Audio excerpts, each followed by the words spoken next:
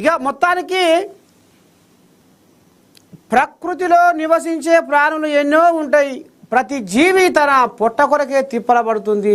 కానీ ఈ మానవునికి కొన్ని కోట్లు ఉన్న కోరిక పుడుతుంది, ఇంకా ఇంకా ఇంకా ఇంకా. కానీ పోయినప్పుడు వాటిని మీదేసుకొని పోడు అనేది అందరికీ ఎరక. కానీ ఎరుకున్నా చేస్తున్నారు కొంతమంది.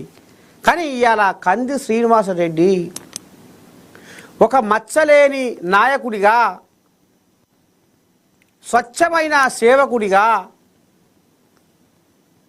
ఇవాళ జనాల గుండెల్లో ఇవాళ ఆయన చెరగని ఒక స్థానం సంపాదించుకుంటూ తన మానవత్వంతో, మంచితనంతో. నిజంగా ఇదే మంచితనం, ఇదే మానవత్వం మునుముందుకు కొనసాగాలని, రాబోయే రోజుల్లో కంది శ్రీనివాసరెడ్డి సేవలు జనాలకు ఆ భాగ్యం వీళ్ళు పొందాలని మనస్ఫూర్తిగా మరి మీ నర్సయ్య తాత కోరుకుంటుడు పిల్లగా.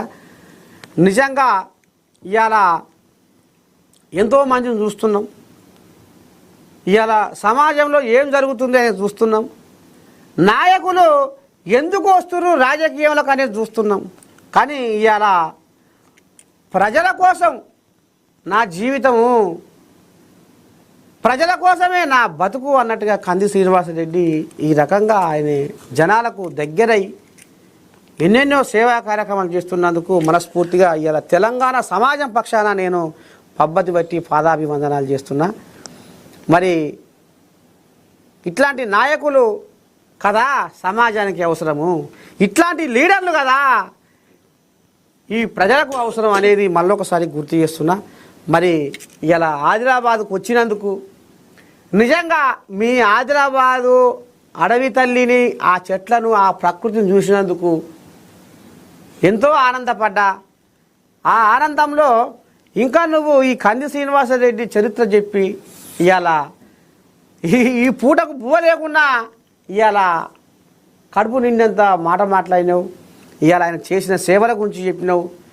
ఇవాళ ఇది ప్రపంచానికే ఇవాళ కంది శ్రీనివాసరెడ్డి అరే ఇంత కష్టపడి చదివి ఈ రకంగా ఎదిగి ఈ రకంగా ఆయన సమాజానికి ఏదో ఒకటి చేసిపోవాలి అనేటటువంటి భావనతో ఉన్న కంది శ్రీనివాసరెడ్డి అనేది ఇలా అందరికీ తెలిసొచ్చిందని నేను నమ్ముతున్నా. మరి ఉంటా పిల్లగా. శనార్థి. నమస్తే.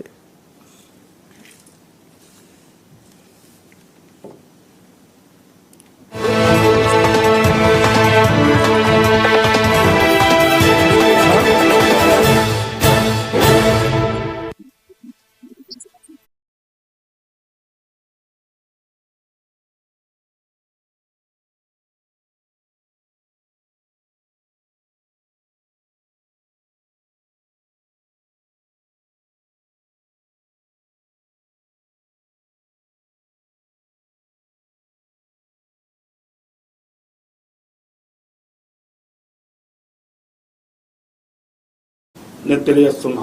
అదేనే ఇప్పుడు ఆయన ఓడిపోయినా కానీ జనాలనే ఉంటున్నాడా అంటున్నా. ఓడిపోయిన తర్వాత కూడా వారానికి ఒకసారి ఒక వినూతమైనటువంటి కార్యక్రమం ప్రజా దర్బార్ అనే కార్యక్రమం తీసుకోవడం జరిగింది.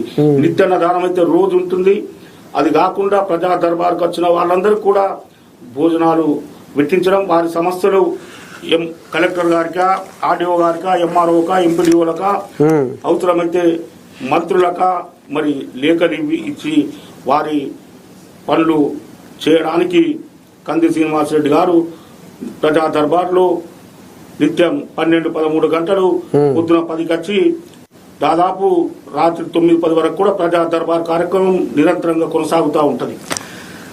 ఇంటున్నారు నీ దండం పెడితే మరి ఇక పెద్ద మనిషి కేసీరావయ్యా వీళ్ళకు ఇంతకాలము మాసారు గెలవాలని కేసీరావయ్యని గజ్వేల్ జనాలు గెలిపించుకుంటే ఆ కోజాగా అసెంబ్లీ మొఖం చూస్తలేదు. గజ్వేల్ జనాలకు ఏం బాధ వచ్చా ఏం ఆపద వచ్చాయని అరుచుకుంటలేదు. అయినా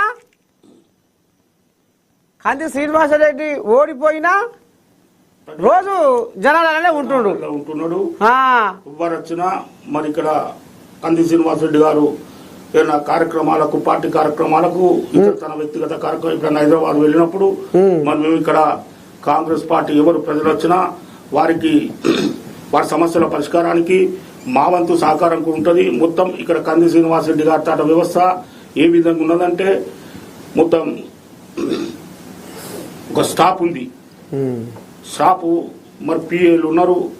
సరే, ఇప్పుడు ఒక మాట, ఈ బువ్వ పెట్టే ఆలోచన ఎట్లా వచ్చింది? అదే ఆదిలాబాదు జిల్లా పూర్వ జిల్లా చరిత్రలో ఇప్పటి వరకు అతి చిన్న వయసులో 39 ఏళ్లకే ఇటువంటి నిర్ణయం తీసుకోవడం, ఆయన పేదలకు ఒక పూట భోజనం పెట్టాలనే ఆలోచన రావడం అది చాలా గొప్ప ఆలోచన.